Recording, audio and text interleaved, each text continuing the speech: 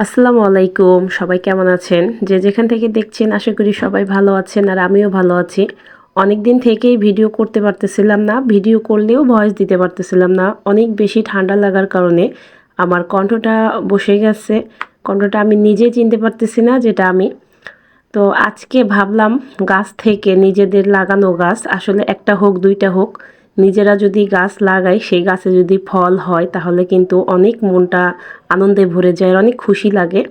তো এখানে কয়েকটা বেগুন গাছ লাগানো হয়েছিল। তো সেই বেগুন গাছেই বেগুন ধরছে।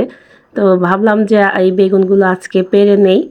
এখনও মানে জালি জালি বেগুনগুলো কি সুন্দর, এই সমস্ত বেগুন কিন্তু বেগুনি খেতেই মজা লাগে।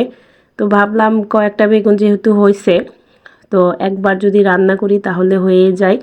তো না, আজকে বেগুনগুলো দিয়ে প্রথম ফার্স্ট টাইম যেহেতু কাটতেছি গাছ থেকে, তাহলে আজকে এগুলো দিয়ে বেগুনি বানাবো। তো দেখি আগে পেরে নিই, দেখি কয়টা হয়েছে। অনেকগুলো আছে গাছে। তো মরিচ গাছ, একটা মরিচও পারছে আমার যা গাছ থেকে। মরিচ গাছ, তারপরে শসা গাছ, অনেক ধরনের গাছ এই বেলকনির সামনে দিয়ে ঘরের পিছন পর্যন্ত আর কি লাগানো আছে। তো এইভাবে সবজি গাছ লাগিয়ে টাটকা টাটকা সবজি গাছ থেকে উঠানোর আনন্দটাই কিন্তু অন্যরকম। তো আমি ভিডিও করতেছিলাম দেখে আমার ছেলে ও ডালা নিয়ে বেলকনির উপরে বসেছিল। তো এই যে একদম নিজেদের গাছের টাটকা টাটকা সবজি। তো বেগুন কারা কারা পছন্দ করেন, বেগুন পেড়ে নিয়ে এসে কিন্তু কেটে আবার লবণ মাখিয়েও রাখা হয়ে গেছে। এখন এই যে বেগুনি ভাজার জন্য এখানে বেসন, অনেক দিন আগের বেসনটা, এই জন্য ভাবতেছি কেমন হয় বেগুনি বানানোর পর। বেগুনগুলো একদম জালি ছিল, নরম।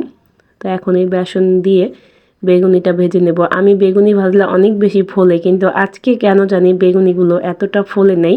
কিন্তু না ফুললে কি হবে, এটা টেস্ট কিন্তু অনেক ভালো ছিল, কারণ আমি একটু এখানে চালের গুঁড়াও দিয়েছিলাম, যার জন্য অনেক মুচমোচা ছিল অনেকটা সময়।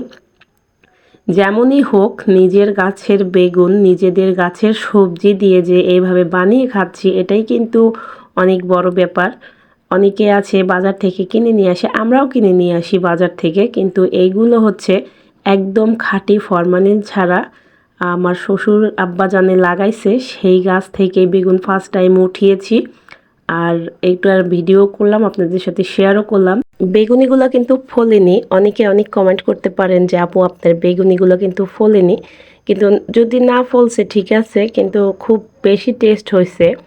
আর একদম টাটকা টাটকা বেগুন নিয়ে সেই কেটে তারপরে ভাজছি। আমি এই বেসনটা গুলিয়ে রেখে একটু সময় দিইনি, তারপরে বেকিং পাউডারও এখানে দেইনি, যার জন্য হয়তো ফুলে নাই।